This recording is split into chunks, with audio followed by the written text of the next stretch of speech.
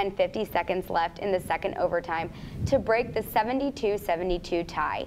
Junior Tim Harwood finished the game with a career high of 30 points. Senior guard Trayvon Van had his 6th double-double of the season with 21 points and 18 rebounds. Van also added 6 assists. Senior guard Elijah Gore also chipped in with 11 points. Tomorrow begins the team's first round of playoffs. We host York College here at Mag's Gym at 8 p.m. Our women's basketball team is ranked 4th in the Capital Athletic Conference going into the playoffs. They have a conference record of 7-5 and an overall record of 14-11. The team also played Wesley on Saturday, February 16th, and won with a score of 66-57. Sophomore Anna Hackett led the Gulls with 16 points.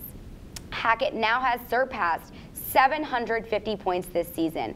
Junior Kelsey Verica scored a career best of 14 points.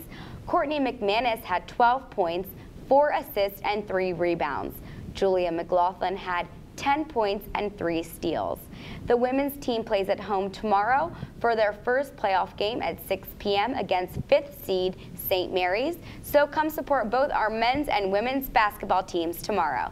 Now to Naira for a recap of our men's baseball and men's lacrosse teams from the weekend. Thank you, Erica. Men's lacrosse was unable to extend its 31-game winning streak this weekend as the Seagulls fell to Lynchburg College 13-2 in Lynchburg. Lynchburg took advantage of the slow start from the Salisbury with 3 goals in the first 90 seconds of the game. At the half, Salisbury was out shooting Lynchburg 21-15, with Lynchburg leading at the half 7-6. Lynchburg came out in the second half on fire, leading the Gulls by a score of 10-6, but Salisbury came storming back with a goal scored by Stephen Norris, Evan Hammerly, and Eric Kluge. But the comeback was not enough. With only 15 seconds remaining in the fourth quarter, Lynchburg's Vin Curran put the game away. The Seagulls are now 1-1 and will play Washington Lee University at home this Wednesday at 3:30. Men's baseball was also underway this weekend. The baseball team took on Virginia Wesleyan on February 12th and won by a score of 5-3. The men took an early 1-0 lead in the first inning before Virginia Wesleyan came back and tied it in the top of the second. The team also took on Maine Presque Isle and won by a score of 10-4 on Friday. Both teams were tied at the end of the first inning, and then Salisbury pitcher Brett Calacchio struggled at the top of the second inning and was taken out of the game after Maine Presque Isle scored 3 runs off of him.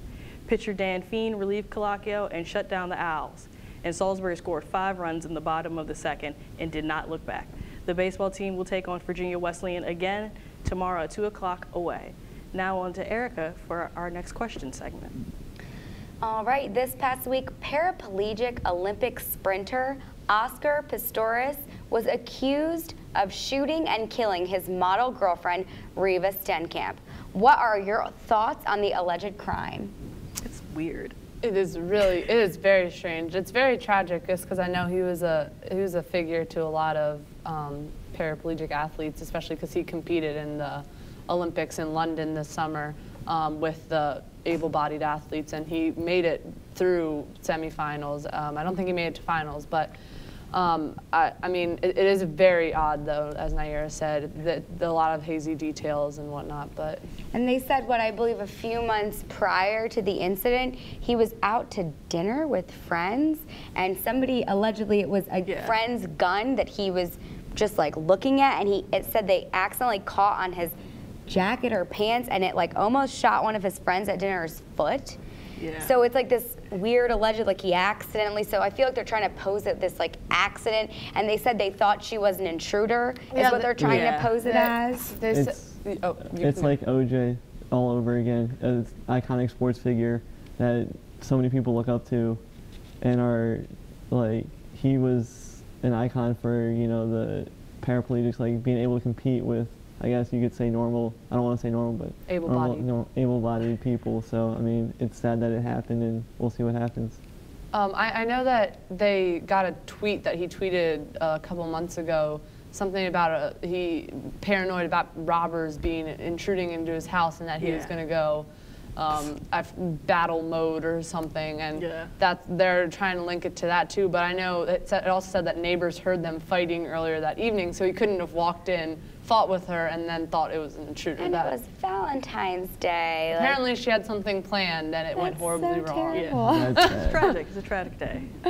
But it's just, I mean, it's just random. It just goes on with all the other weird things going on in sports, along with Lance Armstrong and I mean, I Manti feel like Te'o. sports or not, it's still like really sad. And also there was speculation that he was doing steroids, and they found steroids in his mansion after the incident. So they were saying it could have been a fit of roid rage as well, was another speculation. I mean, it doesn't justify anything, but Yeah. I feel like there's a lot of question right now with the whole thing. And if it is linked to steroids, then it's just going to put the pressure on the Olympics or wherever performance-enhancing drugs are Yeah. issued, because with these issues, with the side effects, roid rage and whatnot, they're gonna have to crack down so that way tragedies like this doesn't happen. Yeah. Definitely. All right, well, on to our next question. The Chicago Bulls point guard, Derrick Rose, says he will not return to the court until he is 110% ready. What are your thoughts on this statement? I think it's smart. Like, you know, he's from Chicago. He's born and raised there. He knows that this franchise depends on his health, and it depends on him. I mean, yeah, they're a good team, but they're better with him. So I think if he comes back onto the court and blows out his knee or gets hurt even worse than what he already is, then people are going to be like, why did you bring him back so early? Now we're going to have to wait another 2 years for him to come back. So I think it's smart on his part. Fans may not like it, but Right. you're going to have to deal with it. I mean, it's his health, and he can do what he wants. It would also be one thing if the Bulls weren't in the playoff picture. Yeah. Like they're the 4th or the 5th seed in the East, and like you said, this team is built around him. Yeah. Last year he just signed an extension for like 5 years, $90 million. Like, so this team is definitely built around him. And I think the fans would be calling for him to come back a lot sooner if the Bulls weren't in the playoff picture right now and they were doing horrible. So, Yeah. I mean, with the way the team's shaped out to be right now, then I think they're in a good standing, and I think he's smart. And also, if he does come back this year, you have to throw him in, and it's going to throw off the team chemistry is going to be off. Yeah, So it's like exactly. he's doing the smart thing. I think it's interesting because most times when you hear about big name athletes getting injured, they try everything they can to get back as fast as they can.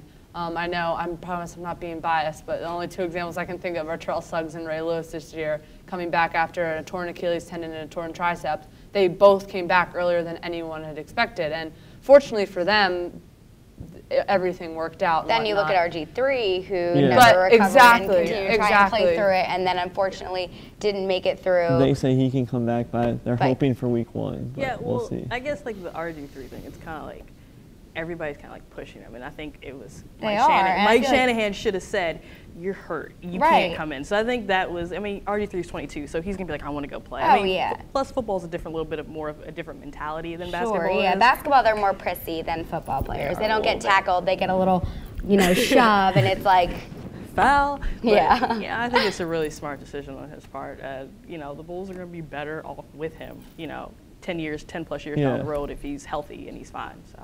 But it did say, I read online today that he did participate in 5-on-5 practice today. Yep. And he did everything that everyone else was doing. So, although he said that, who knows if maybe he already feels 100%. I mean, so he's not able to dunk yet, and Yeah. that's pretty important. And that's part of like why he wants to wait. Yeah. He doesn't have the power yet to be able to dunk. And also the fact that he came out and said this himself, and it wasn't through another source, but on the Bulls fan page on Facebook, it said had a picture of him saying, "LeBron, I'm coming for you in 2 weeks."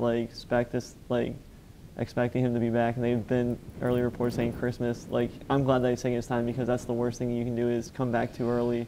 Yeah. He's not Adrian Peterson. He's not one of these rare cases. He needs to take his time. Definitely.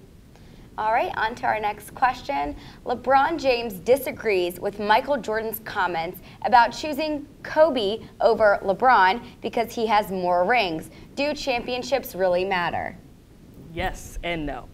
I will say yes, because when you look at we measure championship. Michael Jordan is considered one of the greatest players of all time. He has Yes. 6, but nobody talks about Bill Russell, who has 11. So, I mean, it depends on who you are, because there are a lot of great players who don't have rings. Reggie Miller. Right, because you But- could be an awesome player, but the team as a whole isn't awesome. Yeah, so I mean, it depends on who you are. LeBron took the Cavaliers to the finals, even though they got swept. He took a bad team to the finals. So, yes, championships do matter. LeBron has one now, so you can't really be like, championships don't matter, because LeBron has one now. So, Sure. but, I mean, it's a yes and no type thing. It all depends on the person. Well, here's a list of notable sports athletes who do not have championships, who are still, most of them are still in the game. All of them are. Dwight Howard, Randy Moss, Roy Halladay, Josh Hamilton, and Alex Ovechkin all still are without championships, but are all regarded as some of the best players in their respective sports. So I mean, when you look at that, and I found these from a list of over 20 athletes who I could have mentioned here as well. So I honestly think championships don't matter. It's really about your career in the league. I mean, I can see like where Michael Jordan's coming from with his pick. I mean, LeBron is still younger than Kobe and doesn't necessarily have as much experience. So if he was saying it in the way of championships versus, you know, rings versus like experience, maybe he sort of meant usually with more rings comes more experience. But you also have to look at it. LeBron's been to the finals 3 times. He's only come up with the ring once. And when people compare, like when you compare great athletes, you look at every aspect of their careers, rings, stats, everything. And if you saw a bad teacher when it was previewing, they had the argument of LeBron has one and like, or not, he didn't even have one at that point, but he said, let me know when Jordan has 6 championships, and then like the kid comes back, is that the only argument you have? And they say it's the only argument you need. But if you're talking about championships as well with your Bill Russell comment, Robert Horry, who played on multiple teams, has 7. Nobody remembers that. He has 7. That's more than Jordan. So does that make him better than Jordan in that aspect if you're measuring rings? We will come back with a response to your question here after this short commercial break.